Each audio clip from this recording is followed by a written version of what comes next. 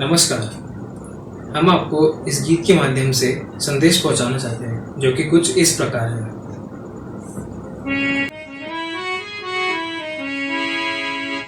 धन आजादी की बरसे बदरिया हो मोदी के घर में। धन आजादी की बरसे बदरिया हो मोदी के घर में।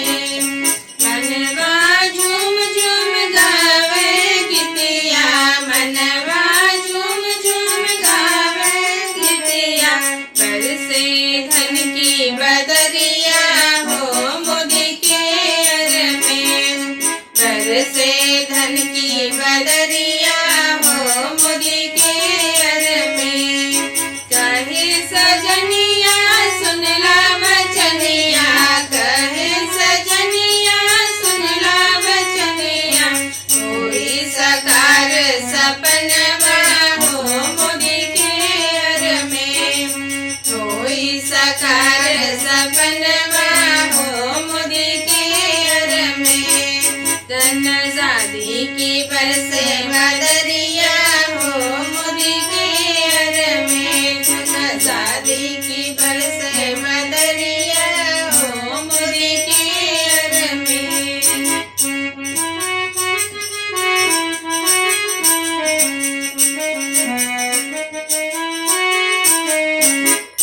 हुई है गाड़ी घर द्वार बखरिया, हुई है गाड़ी घर द्वार बखरिया। घूमे के मिली है देश विदेशवा, घूमे के मिली है देश विदेशवा। जब छूटे जई है तनवा हो परिवार के मिलिए सहरवा। जब छूट जई है तनवा हो परिवार के मिलिए सहरवा।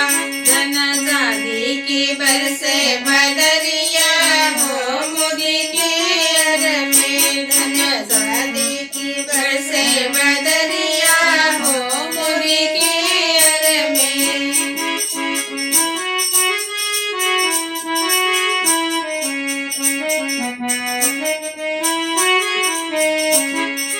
मत कर सोच विचरवा हो बीतल जाले समैया। मत कर सोच विचरवा हो बीतल जाले समैया।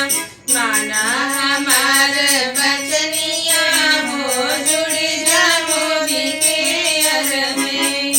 माना हमार बचनिया हो जुड़ जा मोदी के घर में। नाही कुछ लागी लगतिया हो मोदी के घर में। नहीं कुछ लागी लगतिया हो मोदी के घर में।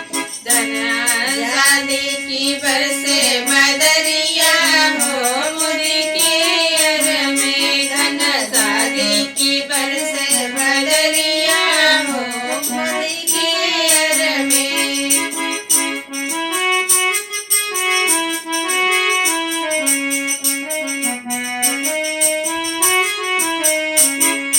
छोड़ा विदेशी स्वदेशी अपनावा, छोड़ा विदेशी स्वदेशी अपनावा। देशवा विकास में हथवा बटावा, देशवा विकास में हथवा बटावा। ये संदेशवा हमार हो जुड़ जा मोदी के घर में। ये संदेशवा हमार हो जुड़ जा मोदी के घर में। धन आजादी की बरसे बदरिया हो मोदी के घर में। धन आजादी की बरसे बदरिया हो मोदी के घर में। मनवा झूम झूम गावे गीतिया, मनवा झूम झूम गावे गीतिया।